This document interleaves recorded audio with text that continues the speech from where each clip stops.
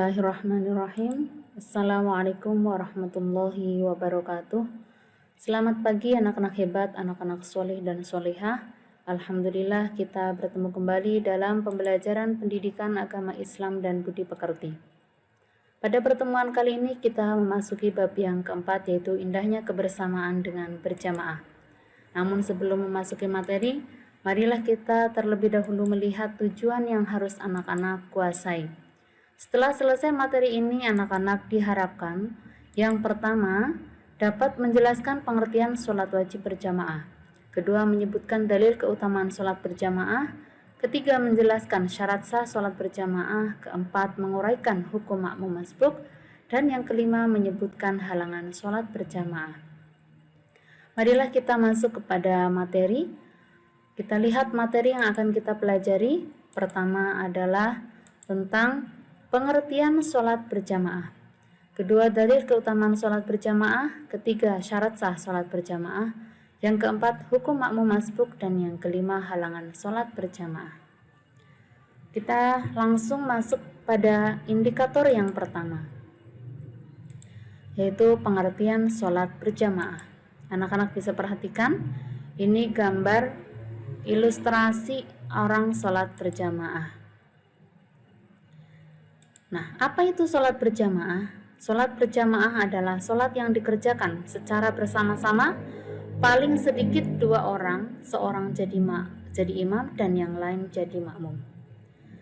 Masuk pada indikator berikutnya setelah mengetahui pengertian sholat berjamaah adalah dalil keutamaan sholat berjamaah.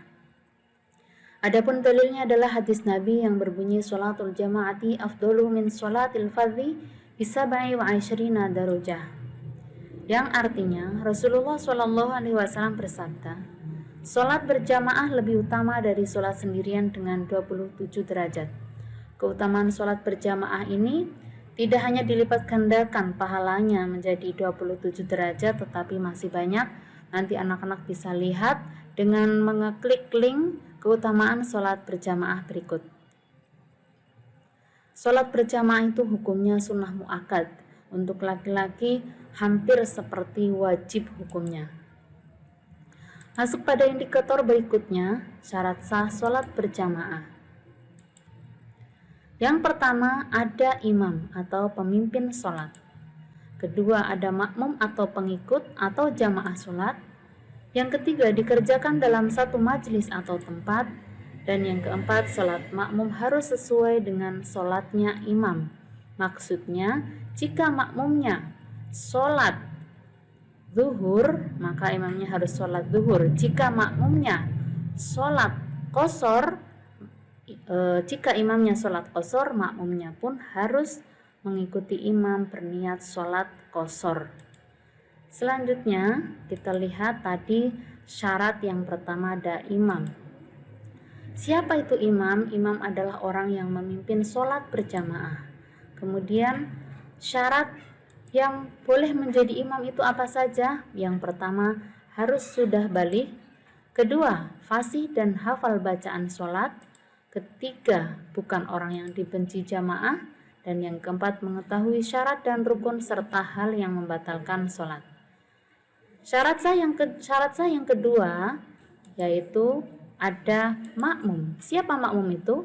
Makmum adalah orang yang mengikuti imam dalam sholat berjamaah. Kemudian syarat makmum yang pertama berniat mengikuti imam. Kedua tidak mendahului gerakan imam. Ketiga sholatnya sesuai dengan sholat imam. Keempat mengikuti imam dalam segala gerakan sholat.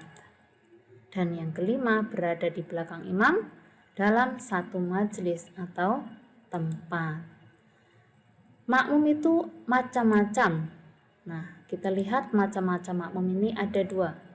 Yang pertama makmum muwafiq, yaitu makmum yang mendapatkan kesempatan yang cukup untuk membaca Fatihah bersama imam, atau makmum yang mengikuti imam mulai dari awal sholat berjamaah sampai akhir. Nah, ini gambarnya, kalian perhatikan makmum muwafiq ya, dari awal mereka bersama-sama dengan imam. Yang kedua, ada makmum masbuk. Nah, ini gambarnya, kalian perhatikan. Apa itu makmum masbuk? Yaitu makmum yang tidak mendapatkan kesempatan yang cukup untuk membaca Fatihah bersama imam. Nah, contohnya ini kalian perhatikan, imamnya sudah tahiyat akhir. Nah, ini kedua makmum ini baru takbiratul ihram dan mau mengikuti imam untuk duduk tahiyat akhir. Nah, dalam hal ini makmum masbuk ini meliputi 3 atau hukumnya macam-macamnya, ada 3 ketentuan. Yang pertama, jika ia mendapati imam ruku, lalu setelah takbiratul ihram ia langsung mengikuti imam ruku dengan mendapatkan kesempatan tumakninah bersama imam, maka sempurnalah 1 rakaat baginya sekalipun ia tidak membaca Fatihah. Jika ia mendapati imam bangkit dari ruku, ini yang kedua, sementara ia baru ruku, maka ia tidak mendapatkan 1 rakaat bersama imam dan ia harus mengulang 1 rakaat itu setelah imam salam.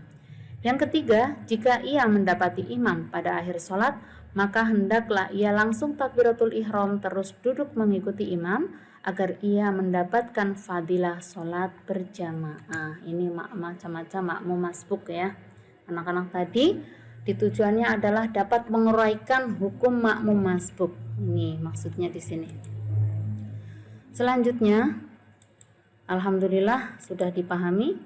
Selanjutnya kita masuk pada indikator yang terakhir, yaitu menyebutkan halangan sholat berjamaah. Halangan sholat berjamaah yang pertama, hujan yang mengakibatkan susah menuju ke tempat sholat berjamaah. Kedua, adanya angin kencang yang sangat membahayakan. Ketiga, sakit yang mengakibatkan susah berjalan menuju ke tempat sholat berjamaah. Keempat, sangat ingin buang air besar atau buang air kecil. Dan yang kelima, karena baru makan makanan yang baunya sukar dihilangkan, seperti bawang, pete, dan jengkol.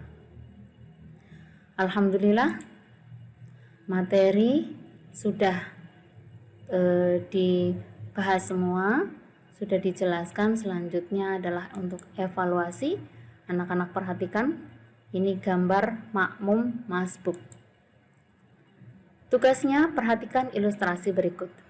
Jika seorang makmum mendatangi imam dalam posisi sujud setelah duduk di antara 2 sujud pada rakaat pertama sholat maghrib, maka ia dikategorikan makmum yang bagaimana dan berapa banyak dia harus menambah rakaat yang tertinggal. Silakan anak-anak jawab. Nanti jawabannya dikirim lewat WA atau Classroom, boleh bebas. Demikian untuk pembahasan pada pertemuan kita kali ini.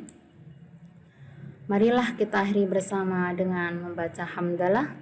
Alhamdulillahirrabbilalamin. Kurang lebihnya mohon maaf.